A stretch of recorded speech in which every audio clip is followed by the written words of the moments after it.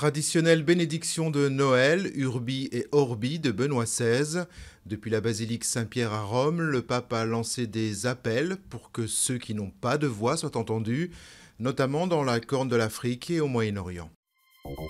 Un jour de Noël endeuillé par une série d'attentats au Nigeria. Ce sont des églises qui étaient visées par des attaques, notamment à Madala, près de la capitale, et à Jos, dans le centre du pays. Bilan provisoire, au moins 28 morts. La secte islamiste Boko Haram revendique l'attentat de Madala, un mouvement qui se réclame des talibans afghans. L'hypothèse de l'accident privilégié dans la mort du petit Enzo. Une autopsie du corps de l'enfant a été pratiquée dimanche matin, ne révélant aucune trace de violence ou de choc extérieur. Le garçonnet avait été retrouvé samedi dans la Meuse. 25 décembre 1991, le président Mikhaïl Gorbatchev annonce sa démission. C'est la disparition de l'Empire communiste. L'Union des républiques socialistes soviétiques n'existe plus. 20 ans après, la nostalgie de l'URSS demeure vivace au sein de la population russe.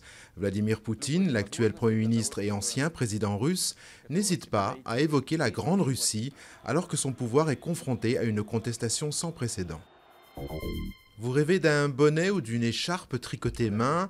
Rien de plus simple, il suffit de choisir son modèle et même la grand-mère qui le fabriquera sur le site Golden Hook.